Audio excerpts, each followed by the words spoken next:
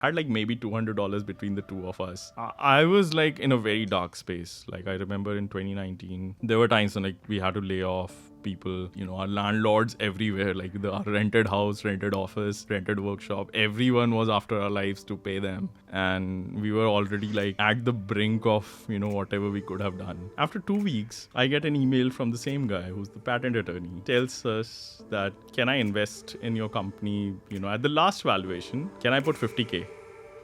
I was like, okay, what is wrong with you?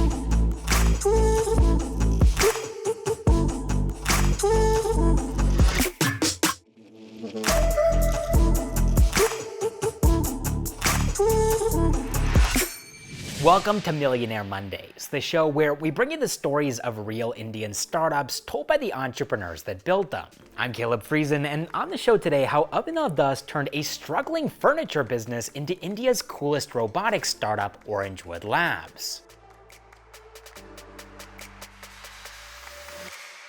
In the 20th century, people had some pretty high expectations for what life in the 21st century was gonna look like, but they weren't always that far off. Driverless cars, instant mail, video calling, we have all of these things today, but here's one thing that many futurists predicted would be in pretty much every household that we still don't have, and that's robots. Despite massive advancements in technology over the last couple of decades, robots haven't become affordable enough or smart enough to leave the factory and enter into our daily lives. But Abhinav Das and his co-founders over at Orangewood Labs are trying to change this by building robotic arms that are affordable and easy to program using an AI-powered software called RoboGPT. But before I let Abhinav tell you more about what they're building at Orangewood, let's go back and take a look at where it all began, because Abhinav's entrepreneurial journey actually started in the middle of his GATE exam. This was late 2008, and it was literally while writing this exam that he realized he actually didn't want to do a master's degree, and so instead of completing the test,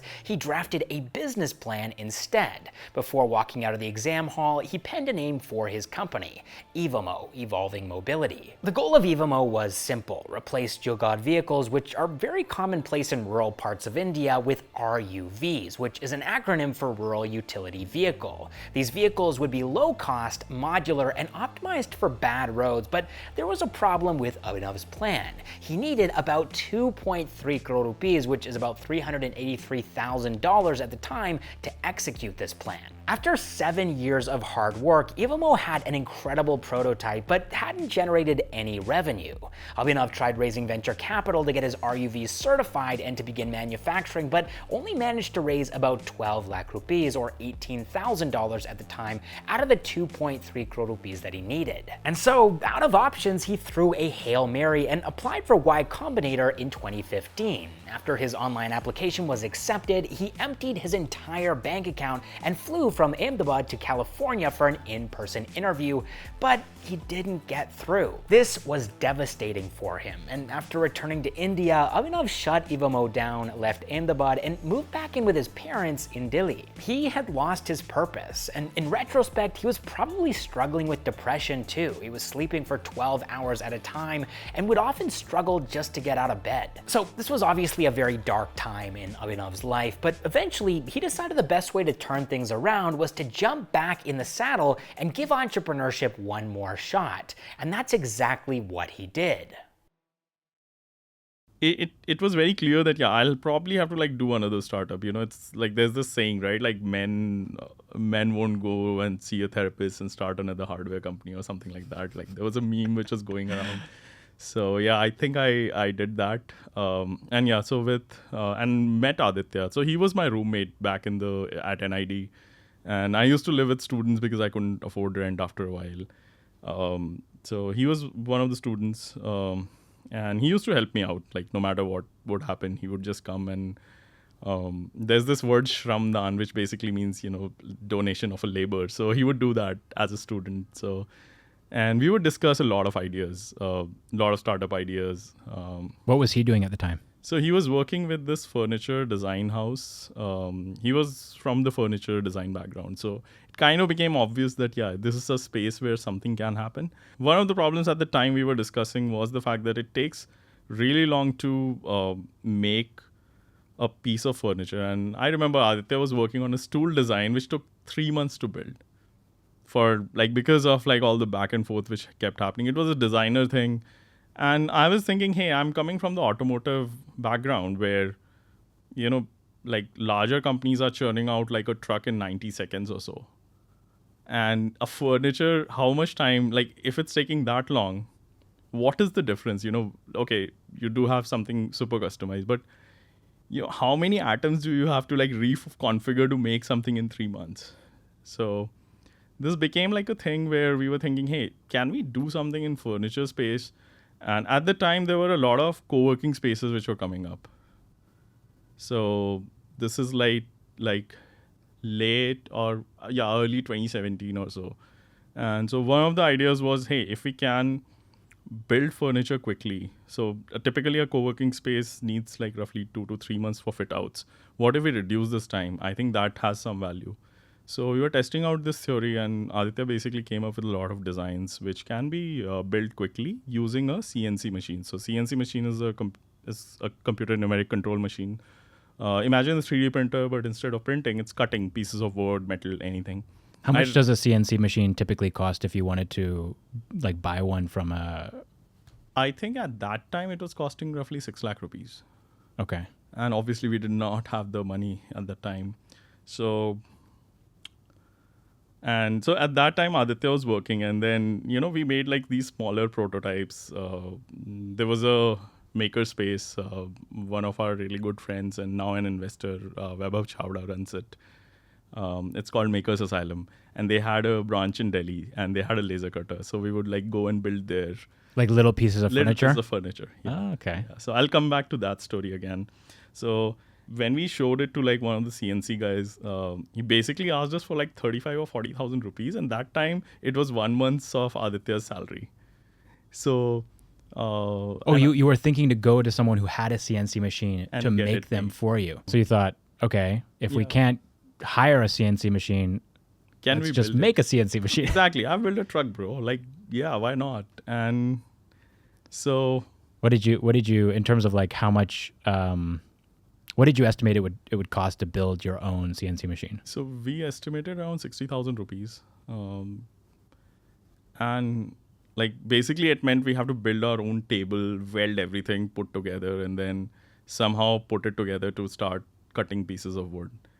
And we could only do like a half plywood size. So you had to like cut things in half. Like a whole plywood sheet is 8 feet into 4 feet. So you cut it into half and then make it out of that.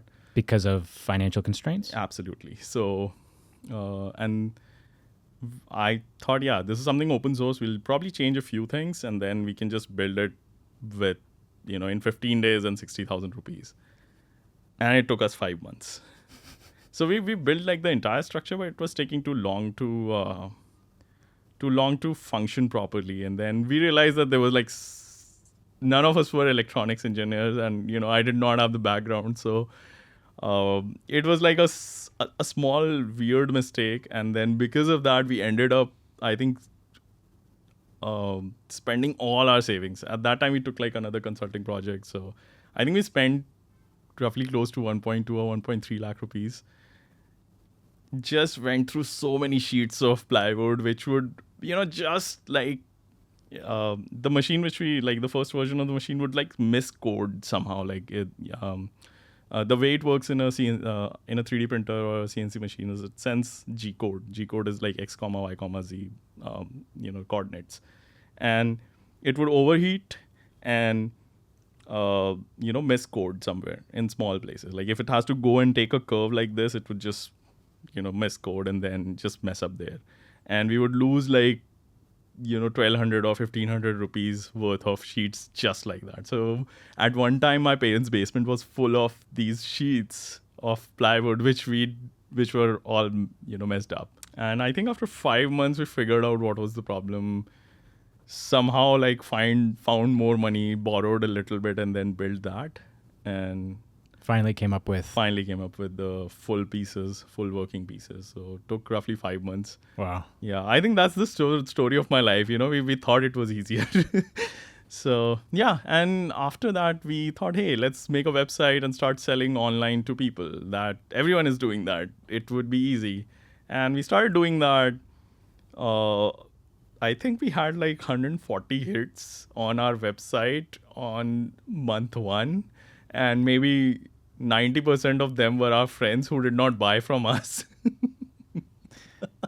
So yeah, and we were like, okay, we quit our jobs and everything for this. And but you didn't. I mean, yeah, I think. I mean, if I were to do this, right, you are basically building an e-commerce company, right, in a way, because you're planning to sell these pieces of furniture online. Yeah. You would think that maybe some amount of budget would be allocated to like meta ads or some way of like publicizing the fact that you're making furniture now.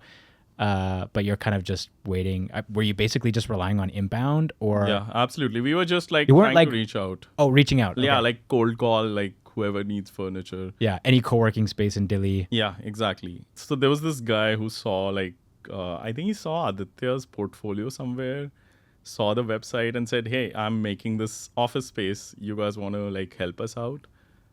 And so we were like, yeah, why not? Let's do this. And we started doing that. And it was not just furniture supply, it was also interior design. And because Aditya had like, that kind of background, he was able to even design that. And then part of it was furniture. A lot of it was actually hand built in the beginning. Those were our designs. Some of it was built by CNC. Some of it had to be hand built there. But then that kind of gave us our first break. Did he put an order in for a certain amount, like initially? Yeah. Or was it sort of more of like a gradual, like give me one piece, then give me 5 pieces? No, it was like a whole project kind where a part of it was being supplied by our CNC, part of it had to be done like on site. And so he paid you up front for that? A lot of it. Okay. Yeah. So that was like, okay, it started. And then they was that a big order? I think it was like 3 or 4 lakh rupees to start with. But dude, that's your own business, right? So, and I think after that, we got another order. They basically took another whole space because that got filled very quickly. So, and then they took another space. And then there was another person who was making an office because they rented out this office. They were like, hey, we want these guys to be doing it. And we had like 3 orders. And then that time applied to YC. I think our realized revenue at that time was $8,000 or so. So it wasn't much. We already had like ongoing projects, and that was the time we got a call from YC. This was this November of 2017 for the winter 18 batch, and we went to the US to the Mountain View office and had the interview. And we actually took those small pieces of furniture and we basically handed out it to a few of our partners. And yeah, that was an amazing experience, going back there again. And in the night, we got a call to invest. Wow. Yeah. Tell me about the YC experience. One of the interesting things about YC was, like, I remember, like, on the website, they say that, we really want you to be as ambitious as possible. So at least you are able to think big. What did ambitious look like for you guys pre-YC? Like, what was your wildest dream? We were thinking, we're going to be the biggest co-working furniture supplier or maybe biggest furniture retail supplier. We are going to topple, there's this place called Kirti Nagar in Delhi, which is like the biggest furniture market. We're going to have like something as big as that. So you're not thinking pan-India, you're thinking Delhi. Yeah. Yeah. So Wow. that's how we were thinking, we're going to supply to all these guys and then co-working market is going to grow that much. And then we met Tim Brady on, like, I think our second day of YC. He said, what is like the most ambitious thing you can do? And basically he told us in a way that it's okay to like be ambitious. You don't have to hide your feelings about this because the process itself becomes very scalable. If you have, imagine like something where at a press of a button, just like you have printouts or 3D prints, you could have furniture pieces and then you can just pack it and send it off. What if you had a system like that? And where like literally everything is automated. Exactly. And then you actually don't have to hold any inventory. You don't have to like forecast that, okay, this is what we are going to sell 3 years down the line and then I have to build it today. As soon as the order is placed, the machine just starts working. Exactly. And it stays as a digital file before that. So that idea itself was very powerful. And, what Tim said was like, yeah, this thing deserves to like be a big thing. And I think it resonated with us. We really started thinking very big, like, yeah, what if we have to make the factory of the future for furniture? I remember I actually watched your demo day, and I think you said something along those lines. It was like, we are the future of furniture or something like that, which is very ambitious. And obviously, like most of the companies going up on stage on demo day were making similar predictions about what they would be able to accomplish, right? Because that's what YC encourages you to do. And I think you actually raised your seed round while you were there, right? Absolutely. Okay. Yeah. And I remember like specifically after the demo day, so I had to shut down Evomo. And at one point we needed like 1.5 lakh rupees. And I'd already like maybe used all the personal credit I could use from my friends, family, everywhere. And there was like this 1.5 lakh rupees which I needed to, do certain things. We already had like a design of the next prototype which we had to build. I'd even convinced myself, yeah, you know what, let's start pre-selling before we get certification, because if the Jugaad guys are doing it, why not me? But then I couldn't get that money in. I remember at the demo day, like the first, I think the second check, not the first. The second investor who we got in just emailed me, said, hey, I really love your pitch. Can I put in 10K? I said yes, and we just exchanged what we call as SAFE, the simple agreement for future equity. And that was it. He just wired us 10K. What's that in INR? At that time, I think it was 6.5 or 7 lakhs. Wow. Yeah. So it's like, that just must have been like mind blowing. Yeah, absolutely. Before with my previous company, 1.5 lakh, I can't get it. I'm going to like probably dozens or maybe hundreds of investors trying to get that money. No one's giving it to me.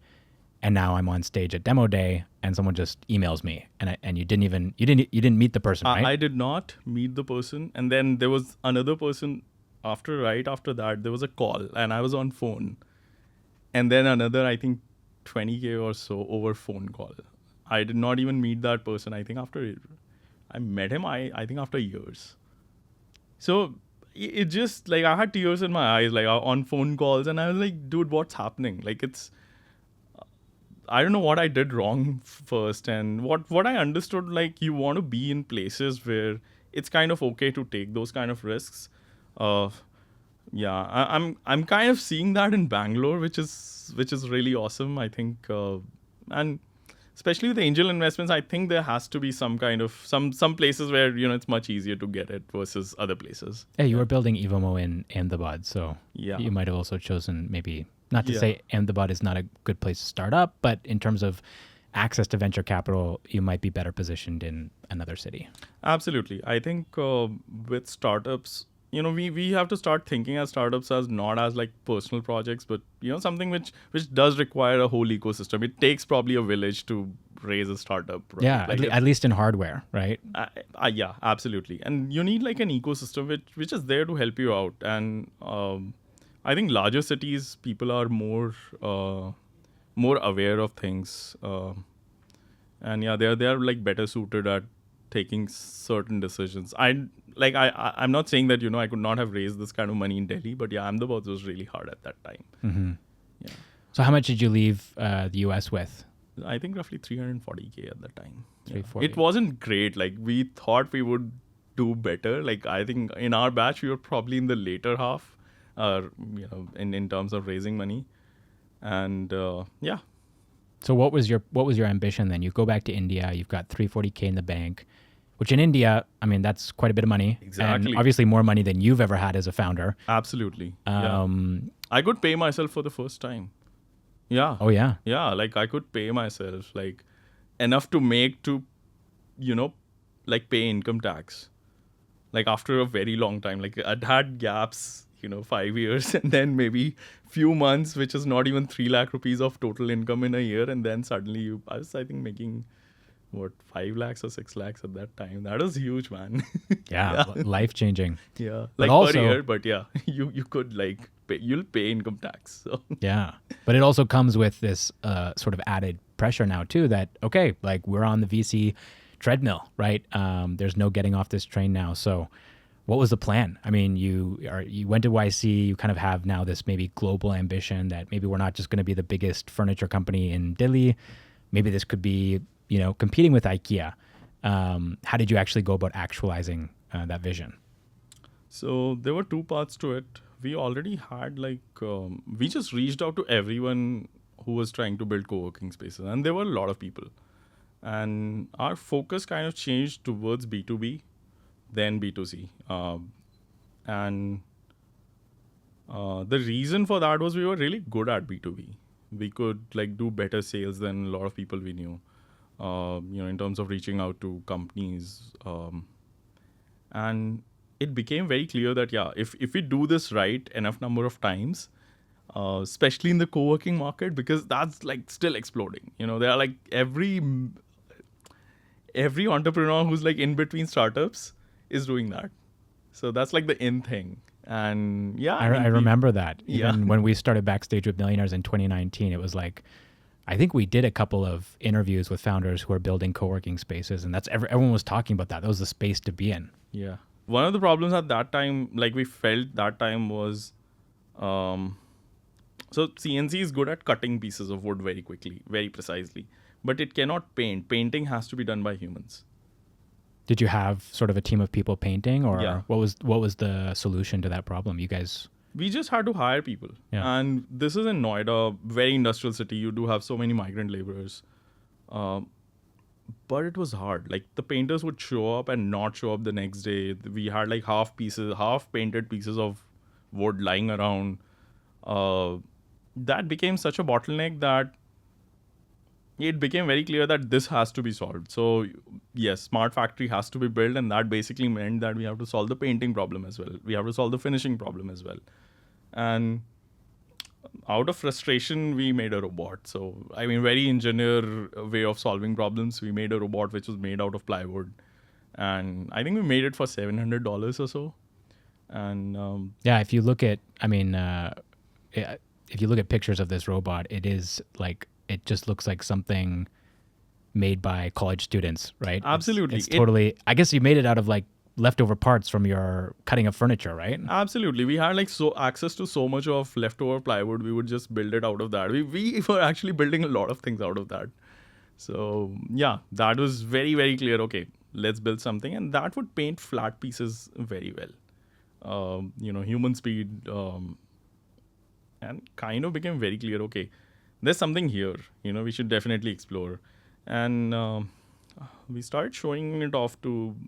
There was one guy who was doing some automotive painting. There's the city Faridabad where my parents used to live, and where my first, where Orangewood's first factory was. Factory or workshop. There was a guy who was painting tractor parts. So we showed it to him. He was like, okay, you know what? Just bring the robot to me, and then I want to try it out. And our robot, which was a small 3-axis one, it painted maybe half a shift in that tractor parts painting factory. So it was okay, this can work. And we were also very clear that, there's a gap, there's a much bigger gap, which we can be solving. And another insight was that, what we could build for $700, the alternative at that time was for $35,000. A robot which you can just go buy, teach, maybe not as quickly as now, but it was good enough for the time. That was sort of the industry starting price. Standard, yeah, $35,000. And wow, it's something which, you could keep it on your desktop here right now. The way now you could put an Orangewood robot here. And it was very clear there's something wrong here, right? There's something which is bloated way ahead, way more than what it should be costing. And that kind of gave us our insight. That was our unique insight into Yes, like this is 2018. I think in 10 years' time, or maybe in 20 years' time, we are going to have maybe billions of robots. They cannot function the same way. They cannot be costing this much. There needs to be a better structure to it. And that insight kind of led us into making robots more affordable. So that was the initial idea. Sure. Pivoting sort of away from this furniture idea of being, the future of furniture, and instead thinking, well, maybe instead we could be the future of robots. And I think also one sort of thing that might have pushed you down that road a little bit faster is the fact that the co-working market kind of started to evaporate, right? Which I think is very timely, and probably at that time you would have been a little stressed out, feeling like, oh crap, like this thing that we went to YC for, that we raised money for, is no longer going to be viable. I would imagine that that was a difficult place to be in, although you are a funded startup, so you did have probably some money in the bank. But, your customers are basically, I'm guessing, they're not like ordering as much because they don't have as much money, or maybe they're not paying you on time, or I can imagine there would be a number of bad things that are happening, right? What was it like for you guys in that moment?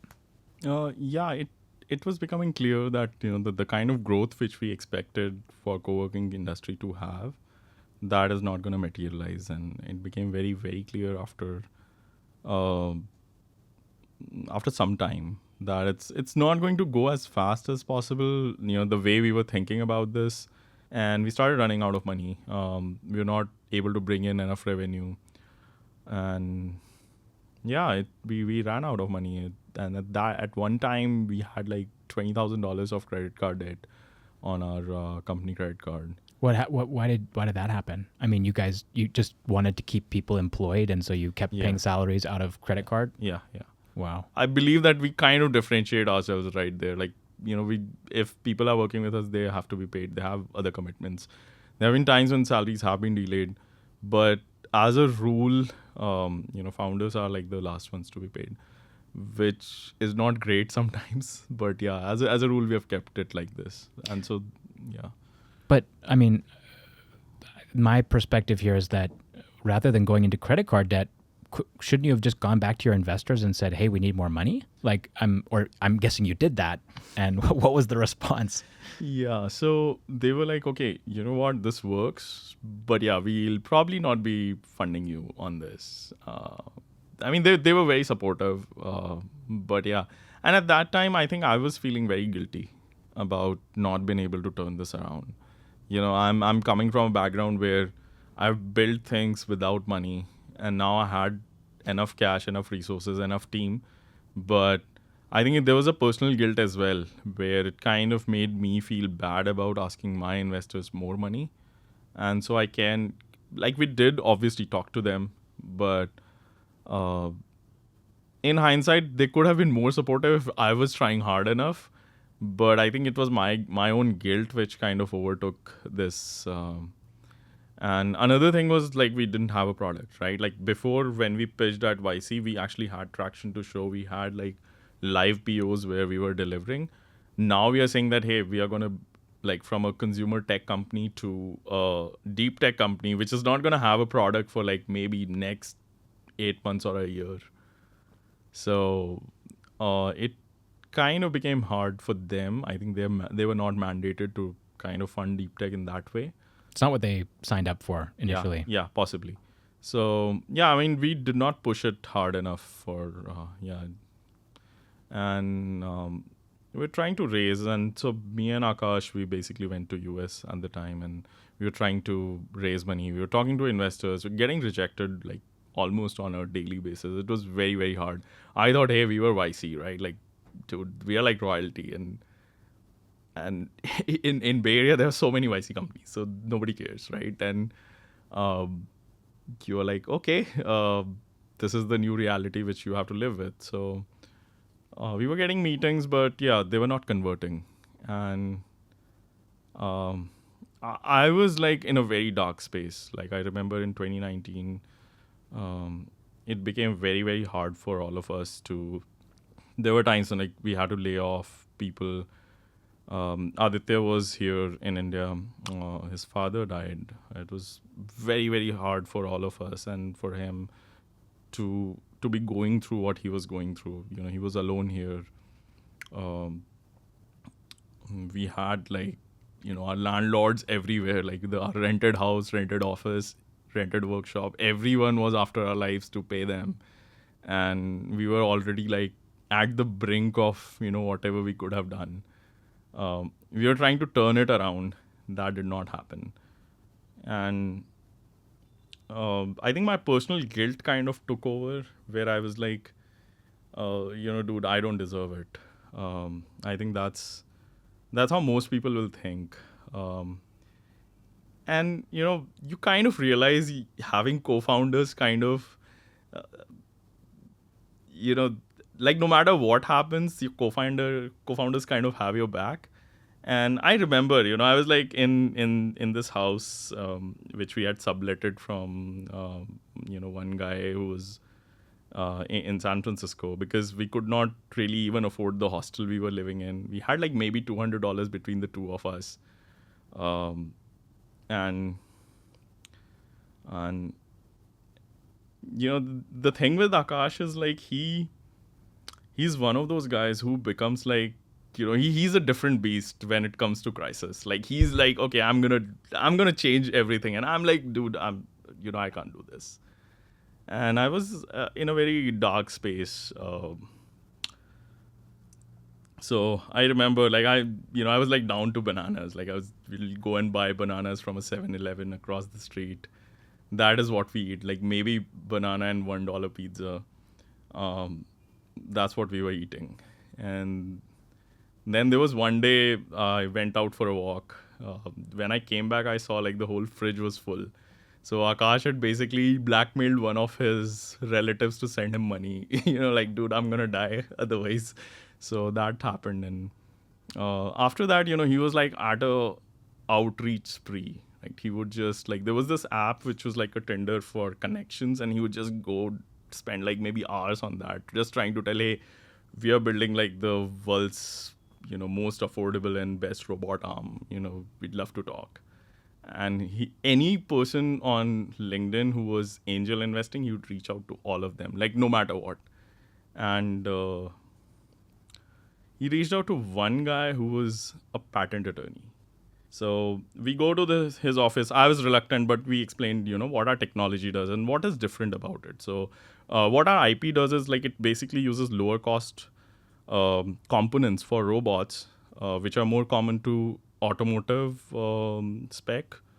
And we use machine learning on top to make them more accurate. So basically, you can mass produce. So you don't actually have to have very sophisticated factories to build robot arms anymore. You can build it at any normal sized automotive component manufacturer, which are very large in numbers. So imagine whatever, the number of cars you have on roads, you could actually have so many robot arms in our factories, houses, cafes, everywhere. So that was our vision. And we explained it to him, and they asked really good questions. And then they said, yeah, bye. So I went to, we left San Francisco after that. I was dude, something has to happen. Yeah, maybe try to sell the company off to someone. Or they said we'll call you back, or we'll let you know. Yeah. Which is basically you've already heard that hundreds of times, and it means not interested. Exactly. And I was dude, yeah, it's okay. I mean, nice meeting you. Asked really good questions. Thanks. But I know nobody's interested. I don't know why you are. So after 2 weeks, I get an email from the same guy who's the patent attorney. Tells us that, hey, can I invest in your company, at the last valuation, which was $10 million, and can I put 50K? I was okay, what is wrong with you? But yeah, that was my first reaction. And I remember, why would you want to fund us? Yeah, exactly. And, this kind of gave me an insight. Okay, so there's so many emotions, right? I remember jumping on where I was, and so many emotions, right? And first, okay, what is wrong with this guy? I wouldn't fund myself right now. But then, what you realize is that, at these moments, you realize that, you are undervaluing yourself too much.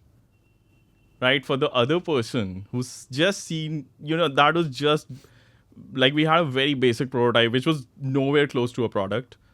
We just had an idea, and I think few experiments which we did, which were working, and that was it. Basically said, you know what, like, let me take your patent case, let me fund you guys. So it was one of those times where I feel like it was very magical, right? You've written off everything about yourself. You've basically put your value as 0 or maybe negative, whatever. And then suddenly this guy comes in and says, and who's an expert in the field, by the way. And so after that point, I decided not to ever doubt, all these things. Like if I'm thinking from the first principles, let's not doubt myself. Like, let's not get emotions in our way of what reality is. So I think that was probably the first, one of the magical moments I had with this startup. Okay, so you raised this money, life-changing. For that at time. That time. For very small time. Exactly. Now, okay, Orangewood is going to survive. Yeah. Yes. And then were you able to raise any more money after that? Or we did raise some more money. And we were able to... And yeah, it was also about the fact that there was some people who stuck with us without getting a salary after all that time. And the moment that happened, we basically kind of got together again. My parents' basement again became like the place to work for us. We had like a borrowed 3D printer which was working, so we started creating prototypes out of that. No more furniture. No more furniture. So coming back after coming back, it was like clear that yes, this is where we are going to go. And we built like, I think what we call as the 5.0, like our 5th version. And it had a completely new architecture. It took time. We failed a lot in that. Like there were times there was fires and we... Wait, literal fires? Yeah, well, of course. Hardware companies have... Well, no. It's like people say, oh yeah, I was like firefighting or I was putting out fires in my startup. You're like literally putting out fires. Yeah, like the metaphorical fires and the real fires, they happen at the same time. It still happens. Like I think a few weeks back there was something in our lab, and yeah, it keeps happening. And I think by November of 2021, we had all the parts which we required. So we had the complete design, completely new design, which we built from scratch. It was a completely new architecture. There's no other robot arm in the world which has a similar architecture, because this had to be done from parts which are low cost and maybe even lower quality, like automotive spec quality. So something which we'll probably put in a Toyota or something else, and not in space. At what point did you guys decide that this is like ready to be unveiled, like we can kind of come out of stealth and show the world what we've been working on? So there was this philosophy of building in public that became very popular. So we were like, okay, you know what, like no matter how it is, let's start showing it to people. So I think the first time in January, I think it was 6th of January, the first time the robot worked, the robot danced, the way we say it. So and at that time there were like only few ways to control it. But we did that anyway, and then we put a video on Twitter and our social media channels that this is alive. What did people think? What was the response? A very small group of people who knew us. I think they were the only ones to respond. They were happy. Yeah. They were okay. Yeah. It's a little underwhelming. I thought it was going to be like explosive. Suddenly people are like, "Oh my gosh, this Indian startup is building robots in India.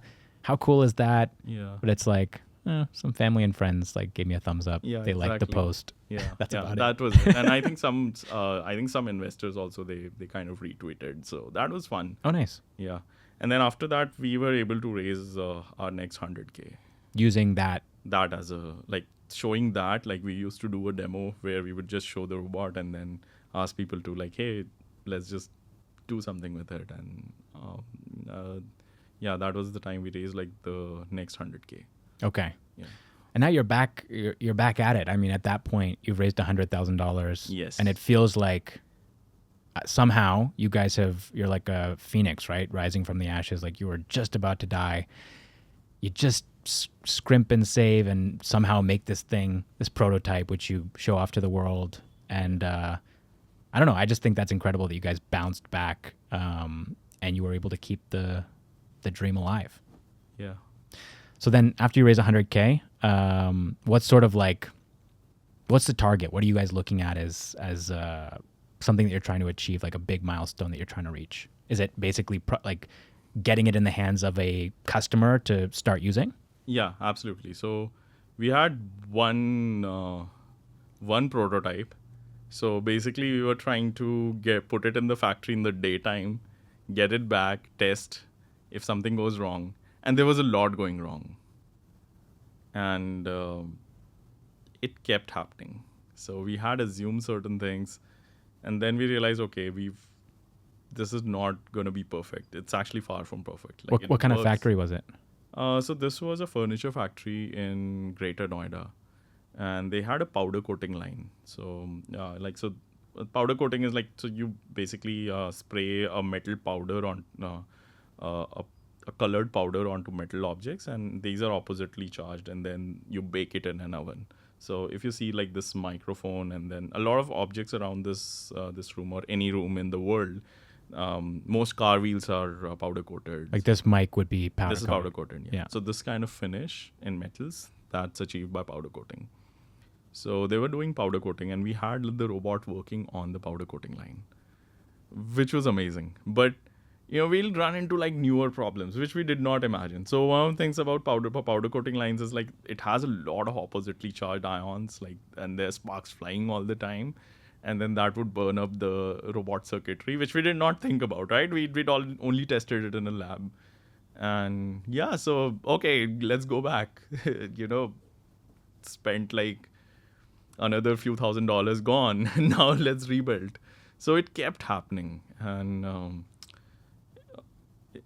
this took us time, right? You always think, okay, we are ready now. Let's go to a factory. So we'll show it off in a factory, and then we'll say, hey, we're going to give it to you, like give 5 units by this time. And then it would not happen. It was hard. Well, it sounds like a lot of this testing was happening in India, in Indian factories, mainly in NCR. What part did the United States play in this story? Were you also testing the robots in the United States? Did you even have a robot in the US, or you hadn't shipped one over yet?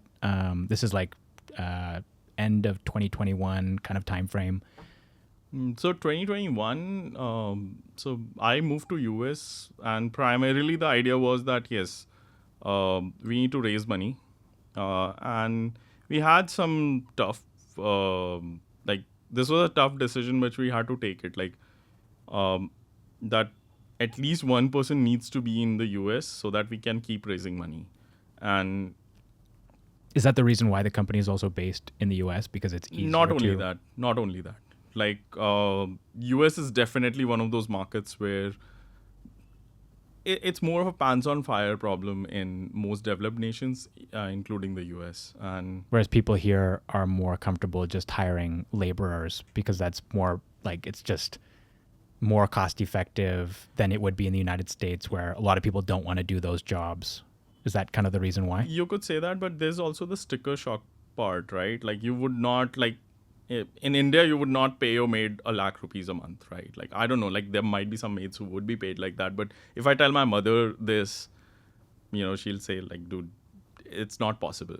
And in the US, it's already happening, right? Like your maids actually have to be paid on, like if you're a software engineer and a maid, you're probably in the Bay Area, you'd probably you could be making same amount of money. Okay, so it makes sense then. Your customer base is in the United States primarily, at least your high-paying customers, right? Yeah. Even if you're selling to both Indian and American companies, but the American companies are probably paying more for the robots because blue-collar work is also more expensive, and so they're willing to pay that cost to replace someone who would be too expensive for them and a robot would be cheaper. It's not just expenses, it's also about having that availability, right? Yeah, the robot's not going to get sick. Yeah. They're not going to quit. Yeah, or also like, so there are times when you, like most humans are doing something which is very mundane, right? Like pressing a button or doing something which is just very repetitive. Most humans don't want to do that. In most developed nations, it's extremely hard to find that kind of people. Like they'll do it for a very short time and then they'll move on to other things. Whereas in India, you will find those people. And so our Indian customers are more performance based. They want like a superhuman performance by the robot, and American consumer customers are like more like, hey, if it can just work as a human. Yeah. So, but the best part is because of this kind of an experience, it kind of puts us in a very unique position to learn from India and deploy in a higher expense market. So in a way, yeah, India is sort of one of your unique advantages that you have over the American competitors in the space. Because there are other companies, right? I mean, absolutely. There's big, like old companies that have been making robotic arms for a long time. Absolutely. But those are obviously expensive. But there are also like startups that are trying to do similar things to what you guys are doing, sort of robotics as a service. But right, you're sort of the fact that you're Indian and your company is sort of not headquartered in India, but you guys have a team of people here. You're doing a lot of your manufacturing here. Design happens here. Testing happens here. Like so much of your business is happening in India. That's a huge advantage to you guys. Absolutely. I mean, I just see this as an advantage more than anything else. It's, yeah. Yeah. I mean, you're sort of playing to your own strengths, which is awesome. Now, what we've been talking about is kind of very business-centric processes like powder coating, and probably, picking and packing is another great use case that you could probably make lots of money from. But there's also all these creative, cool things that you guys have been doing with your robotic arms. Like I saw one video of like, it's like got a boxing glove and like you could use it for boxing, you could use it for bartending, right? It pours beer. Like you guys have actually showed up to events and the robot is literally pouring beer for people, which I think is so cool. Lightsaber duels, performing arti, right? I mean, even spiritual, religious ceremonies can be done by these robots as well. I don't know. I just love the fact that you guys are being creative, thinking outside the box. And that's actually how I noticed you guys as well, right? Was not that, oh, wow, look at this powder coating company. It was like, oh, this thing's doing a lightsaber duel. Like, that's super cool. Where does that come from? Is that just like the DNA of the company that you guys are all young engineers and you're just having fun with robots? Absolutely. I mean, why would... I mean, literally your t-shirt is like a comic book cover. Yeah, yeah, it's a... Robots are here. Yeah, it's a Orangewood t-shirt. Yeah. So... and okay, so first of all, we don't want to be a boring company, and there are reasons for it. Obviously, this is something which keeps us going. If you ask, like, what is it? Like, what is one thing which keeps us going and spend so much time, years of our time? The ability to do these things kind of give us that fuel, and this has helped us in recruiting as well. After like we've seen after each of these videos, people viral social media posts. Yeah, like earlier it was very hard for us to recruit. I mean, there have been times like I've been told on my face on an interview, like there was one dude I was trying to hire. He lived in Bangalore, one electronics engineer. I was trying to hire him, and then he told me on my face, dude, I'm not going to move to Noida. I was like, bro.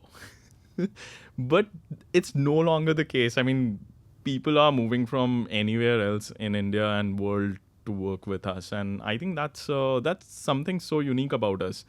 And this is something which I keep telling people, right? Like, we can be a boring company, which is probably, it looks like very engineering-ish, versus we can look like, what Elon Musk does with his companies, right? Like flamethrowers and then Cybertrucks, sending like one of the roadsters in space, right?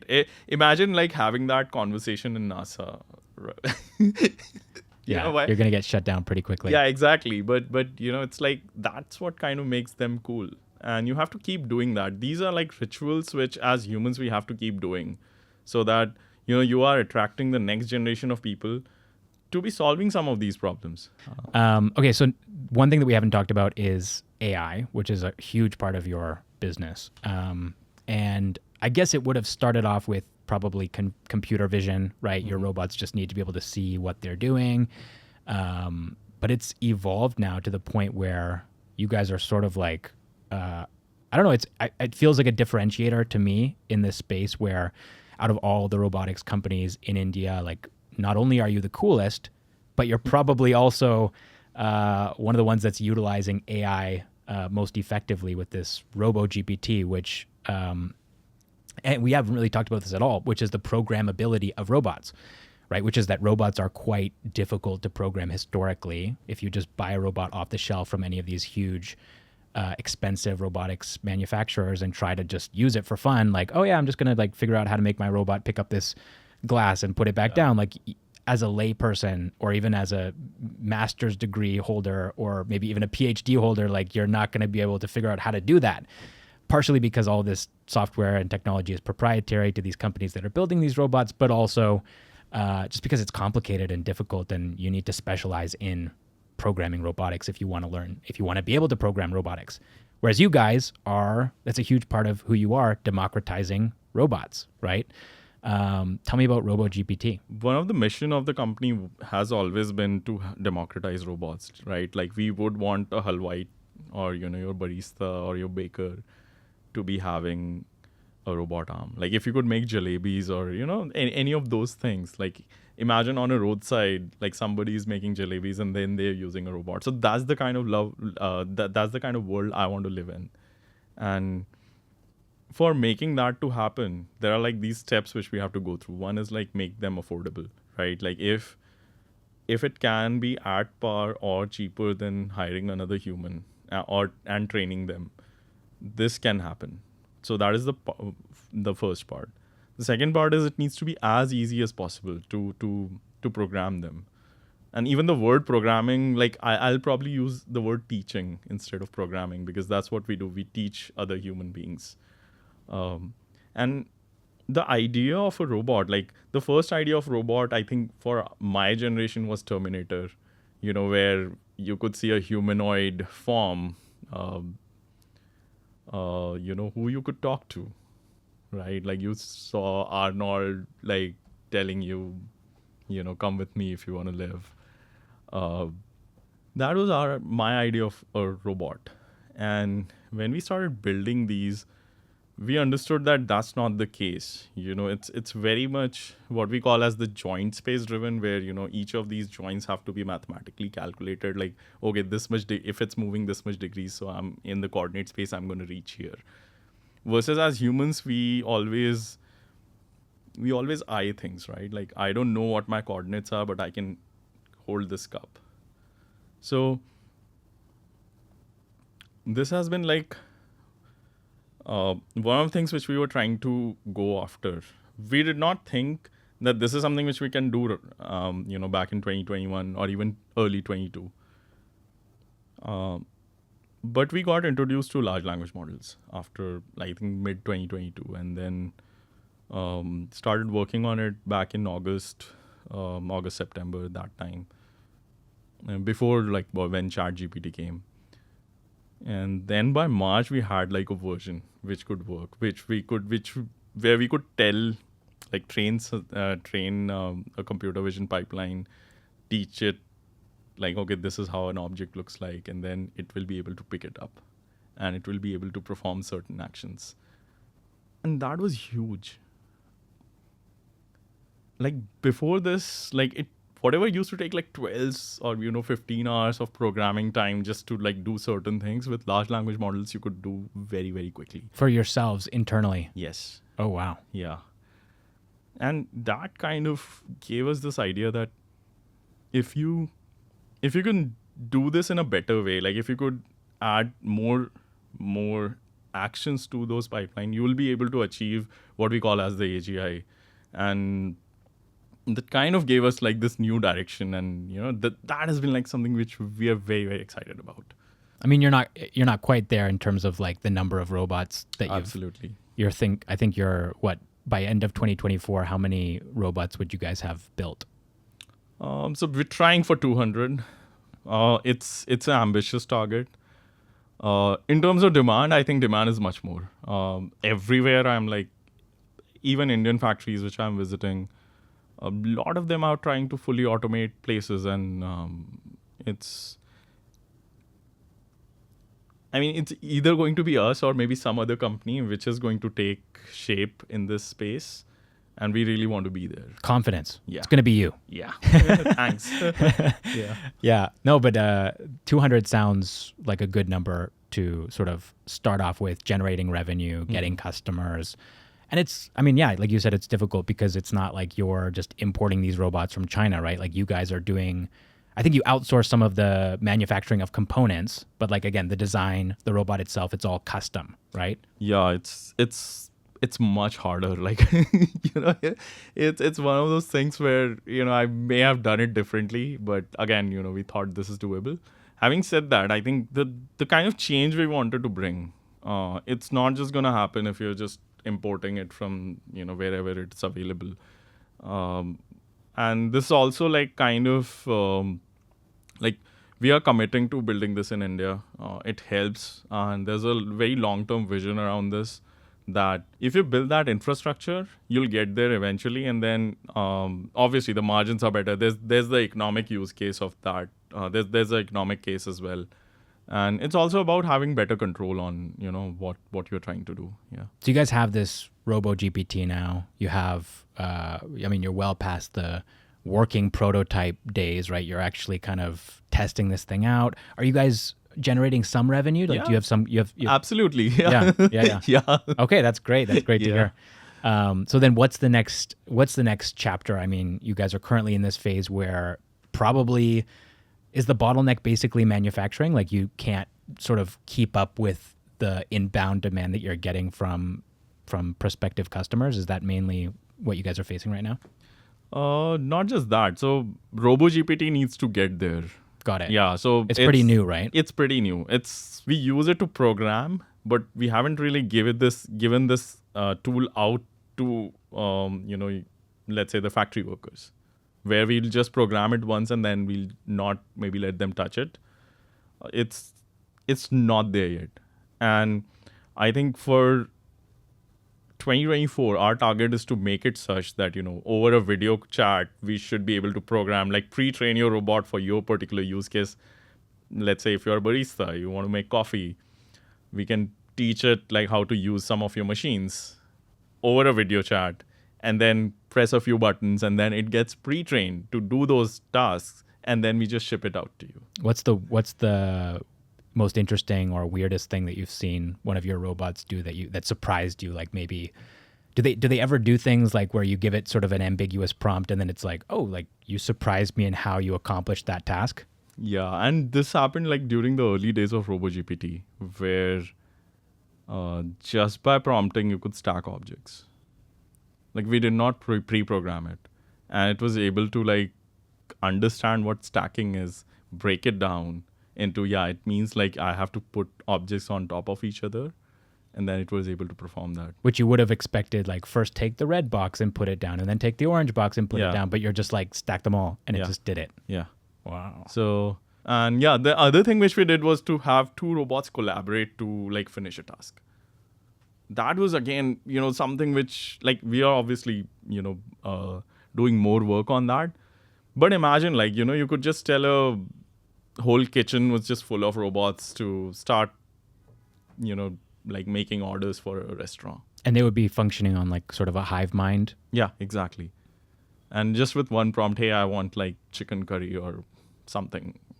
The way you're describing it, it actually does feel sort of like it's around the corner. I mean, and you would be biased, obviously, founder of a robotics company that's building this kind of technology, but the fact that you're able to use RoboGPT to achieve these goals successfully, maybe not 100% of the time, maybe not even 50% of the time, I don't know. But if it's just a question of training, right, and testing and just kind of giving the robot and AI more time to learn, then it doesn't sound like it's that far off. Absolutely. I think we need to see where large language models are. Like, they are impossible, right? And if you have talked about this in maybe 2017 or 18, or maybe before like the paper came, it was, I mean, it's very hard to imagine, that the kind of things which you are able to do. Like, there is like the pre-GPT and post-GPT world. And a lot of things can be done with multi-agents. Like, if you look at how human society has become what human society is, it's because, humans know how to talk to each other. Humans can teach each other. They can communicate. They can do all sorts of things. And that has happened because there's like some level of collaboration between humans, between tribes, between governments. We become more than the sum of, each individual. And this is what we believe is going to happen with robots which are talking to each other. That was Abhinav Das, co-founder and CEO of Orangewood Labs. And during our time together, I pitched Abhinav an interesting idea, a robot-operated brewery in Bengaluru. And here's what he said in response. I mean, bartending is one case which, I don't know if it has any economic value, at least at this point of time. We're probably not replacing human bartenders. I don't know. I think if you, Bengaluru is one of the beer capitals of India, at least, if not the beer capital, craft beer, right? I would totally go to a bar that was just purely, just for the novelty factor of you walk up to the bar and the robot just pours you a drink and then there's a QR code and you just pay for it. That would be so cool. I don't know. People might get upset that, oh, you're replacing the bartenders. It's a bad thing to do. But just, again, for the novelty factor, imagine a robot-run bar in Bengaluru. You should do it. I mean... Yeah, so I'm going to take you up for that. So this is something which I keep testing with people. And I think just for the novelty of it, right? Like this, if that's an experience which you'll remember, it's definitely worth doing it. Thank you so much for watching or listening to Millionaire Mondays, and I'll catch you in the next one.